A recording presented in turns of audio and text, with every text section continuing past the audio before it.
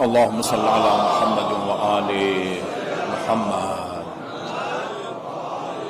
آپ کو یاد ہوگا میں نے گزشتہ جمعہ میں وہ بعض روایات اور بلکہ فقہا کی عبارتیں نقل کی تھیں جن کی روشنی میں یہ میں باور کرانے کی کوشش کر رہا تھا کہ انسان کو صرف انہی اعمال کا اجر نہیں ملتا جو اس نے خود انجام دیے ہوں۔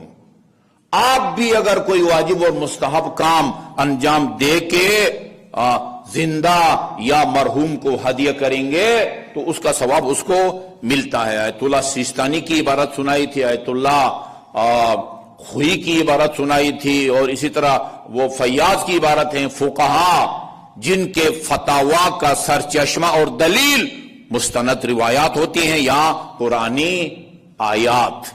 میں اسی سلسلے میں ایک روایت نوٹ کر کے لایا ہوں جو جامع الاخبار میں ہے۔ یہ وہ کتاب ہے جو ہمارے بعض مدارس میں کتاب حدیث کے طور پر پڑھائی جاتی ہے۔ ہم جب لاہور میں پڑھتے تھے جامع المنتظر میں ہم نے یہ پڑھی ہے جامع الاخبار۔ اس کے اندر رسول خدا صلی اللہ علیہ وسلم کی یہ حدیث ہے، ارواح کی سرگرمی۔ دیکھیں میں نے تمہید اس لیے باندھی ہے، ارواح کیا کچھ کہتی ہے جی، وہ قابل مشاہدہ نہیں ان کی سرگرمیاں، لیکن وہ پکارتی ہیں، اور یہ ارواح کی یہ صدائیں ہمیں معصوم نے ہم تک پہنچایا ہے کہ یہ کیا کہتی ہیں اور ان کی پکار کا رد عمل ہماری طرف سے کیا ہونا چاہیے۔ ان ارواح المؤمنین تأتی کل جمعۃ الی سماء الدنیا۔ کتنا 7 آسمان ہیں، یہ جو آسمان ہم کو نظر آ رہا ہے اس کو آسمان دنیا کہا جاتا ہے۔ مرحومین و مرحومات کی روحیں یہ ہمارا جو آسمان دنیا ہے اس کے اوپر آتی ہیں۔ بحذاء دورہم و بیوتہم، وہ جو ان کے مرحومین یا مرحومات کے سابقہ گھر اور پسماندگان کے لواحقین کے موجودہ گھر، اس کے بالکل اوپر یہ ارواح آتی ہیں۔ وَيُنَادِي كُلُّ وَاحِدٍ مِّنْهُمْ بِصَوْتٍ حَزِينٍ بَاكِينٍ، یہ ارواح روتے ہوئے اور دردناک آواز میں اپنے لواحقین پسماندگان کو، والدین کو، بہن بھائیوں کو وہ پکارتی ہیں، یہ روحیں پکارتی ہیں روتے ہوئے دردناک آواز میں، یا اہلی، اہل اپنے تمام اہل خانہ کو پکارتی ہیں، ویا ولدی، اپنی اولاد کو، بیٹوں کو، بیٹیوں کو پکارتی ہیں، ویا ابی ویا امی، والدین کو پکارتی ہیں، واقربائی، اور دوسرے رشتہ دار، بہن بھائی، چچا، خالہ، بھانجے، سب کو پکارتی ہیں۔ اور کیا کہتی ہیں وہ اپنی پکار میں؟ اعطفوا علینا یرحمکم اللہ، خدا تم پر رحم کریں، ہمارے اوپر مہربانی کرو، خدا تم پر رحمت نازل کرے، ہمارے اوپر مہربانی کرو۔ کس چیز کے ذریعے؟ بالذی کان فی ایدینا، اس مال کے ذریعے جو کل ہمارے ہاتھوں میں تھا اور بڑی محنتوں سے ہم نے کمایا تھا، وہ آج تمہارے ہاتھ میں ہے، اور ہم اس عالم میں اس کا سخت حساب کتاب دے رہے ہیں۔ اس مال کے ذریعے ہم پر مہربانی کرو، جو کل ہمارے پاس تھا، محنتوں سے کما کے تمہارے حوالے کر کے آئے ہیں، اور ادھر ہم حساب کتاب دے رہے ہیں۔ روایات میں ہے کہاں سے کمایا، کہاں خرچ کیا، جی یہ ہم حساب کتاب دے رہے ہیں جی، اور منفعت لغیر لنا، دوسرے اس سے استفادہ کر رہے ہیں۔ ینادی کل واحد منہم، ہر روح یہ پکار کے کہتی ہے کہ اعطف علینا بدرہم، ایک درہم کے ذریعے مہربانی کرو۔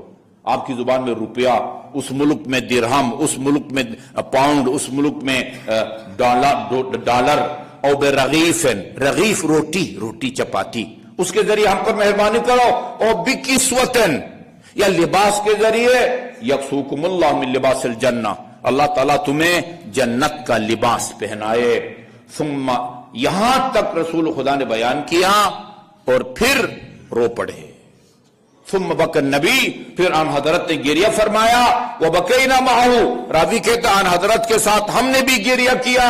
فلم یستطع النبی ان یتکلم من کثرت بکائہ، یعنی گریہ اس قدر آپ نے گریہ کیا کہ آپ پھر مزید بول نہیں سکے، بول نہیں سکے، اور پھر بڑی مشکل سے فرمایا ثم قال اولئک اخوانکم فی الدین، یہ جو ہے نا یہ تمہارے دینی بھائی ہیں.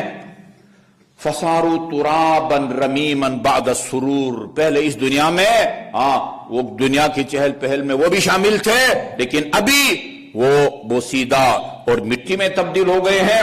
یا فینادون، جیا اور وہ حسرت کا اظہار کرتے ہیں اور کہتے ہیں یا ویلنا لو انفقنا ما کان فی ایدینا فی طاعت اللہ ورضائہ، یہ مال جو ہم نے کمایا تھا اس کو اگر ہم نے راہ خدا میں اللہ تعالیٰ کی اطاعت میں خرچ کیا ہوتا، مسجد کی تعمیر میں، مرمت میں، مدرسہ یا امام بارگاہ، ہسپتال، کسی بھی کار خیر میں اللہ تعالیٰ کی اطاعت میں وہ کمایا ہوا مال ہم نے خرچ کیا ہوتا، ما کننا نحتاج الیکم، ہم پھر تمہارے محتاج نہ ہوتے. اپنے لواحقی سے کہتے ہیں اگر ہم خرچ کرتے آج ہم تمہارے محتاج نہ ہوتے.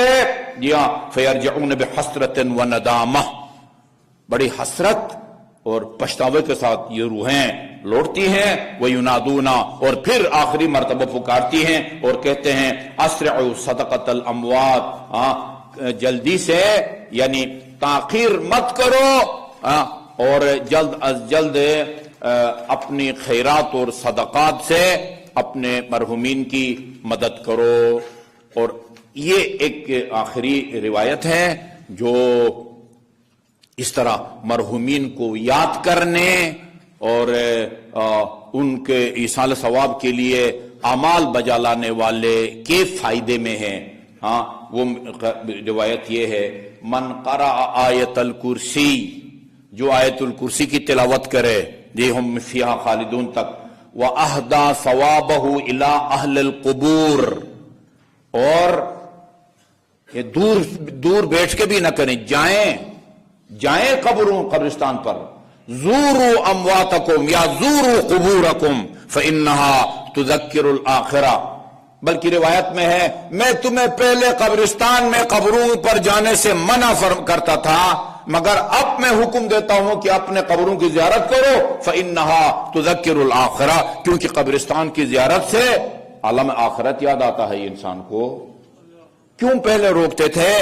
علماء نے اس کی وضاحت یہ کی ہے کہ چونکہ پہلے جو لوگوں کے مرحومین تھے وہ اس دنیا سے مشرک مرے تھے، لہذا مشرک کی قبر پر جا کے اس کے لیے طلب مغفرت کرنا یا فاتحہ پڑھنا وہ اس کی اجازت نہیں تھی. لیکن اب جب کہ تمہارے مرحومین مسلمان ہونے کے بعد اس دنیا سے اٹھے ہیں، لہذا جاؤ قبرستان پر. فرمایا جو آدمی آیت الکرسی پڑھ کے اس کا ثواب اہل قبور تک پہنچائے، ایچ کے قبرستان یا G11، فإن اللہ تعالی یخلق بعدد کل حرف ملکا. مجھے اب اگلے جمعے تک یا موقع ملا تو ان حروف کو گنوں گا کہ جو آیت الکرسی میں ہیں، اللہ لا الہ الا هو الحی القیوم سے لے کر ہم فیہا خالدون تک. فرماتے ہیں کہ جتنے حروف ہیں نا آیت الکرسی میں، اتنے اللہ تعالی یعنی حرف کے بدلے میں ایک فرشتہ پیدا فرماتا ہے، یسبحون لہ الی یوم القیامہ. اور ان فرشتوں کا کام یہ ہوتا ہے کہ آیت الکرسی پڑھ کے اس کا ثواب قبرستان میں دفن مومنین کے لیے ہدیہ کرنے والے کے حق میں اللہ تعالیٰ کی حمد و ثنا کرتے ہیں، تسبیح پڑھتے ہیں. اور تستحب زیارت قبول المؤمنین فی عصر یوم الخمیس والجمعہ، جمعہ اور خمیس جمعرات اس کی عصر کو قبرستانوں کی زیارت کرنا یہ مستحب ہے. اللہ تعالی ہمیں اپنے زندہ اور مرحوم اقربا خصوصاً والدین کے حقوق ادا کرنے کی توفیق عطا فرمائے.